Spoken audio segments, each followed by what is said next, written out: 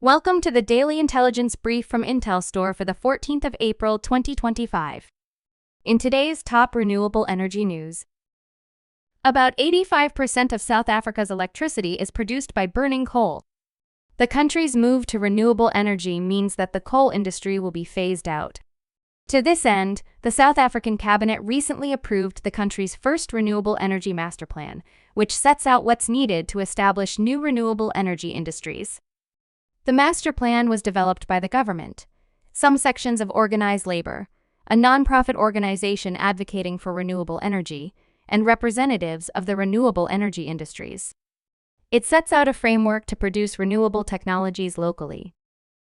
Authorities in Panama plan to officially launch the call for proposals for hydro and wind technologies during the clarification meeting, which is scheduled for late May.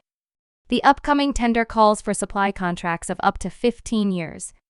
According to the Secretariat's strategy, these terms seek to consolidate the participation of new hydroelectric and wind power plants. The Ministry of Energy proposed a maximum price of $97.50 per megawatt hour to avoid cost overruns and ensure stable rates. The rapidly expanding implementation of sound ordinances across the United States has introduced a complex new dimension into the planning and development of land-based wind energy projects. A new study reveals that based on the noise ordinances already adopted, there has been an 8% reduction in technically developable wind capacity nationwide.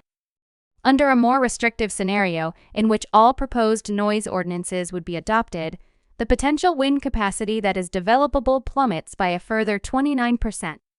It would disproportionately affect regions that are rich in high-quality and economically favorable wind resources throughout the Midwest.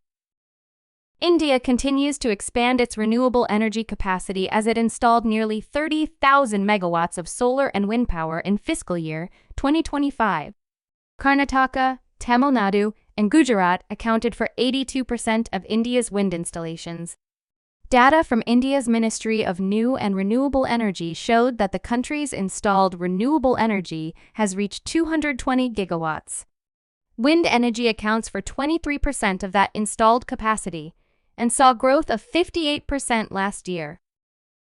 Clean electricity, which could be used by 1.6 million homes, and the creation of 370 new jobs per year was missed because of England's de facto ban on onshore wind farms. Around 2.3 gigawatts of onshore wind power could have been generated during the decade the policy was in place. The restrictions have cost £900 million in economic output. Local communities missed out on up to £11.5 million per year in benefit funds. You can learn more about all of IntelStor's market and sales intelligence offerings at www.intelstor.com and subscribe to our channel today.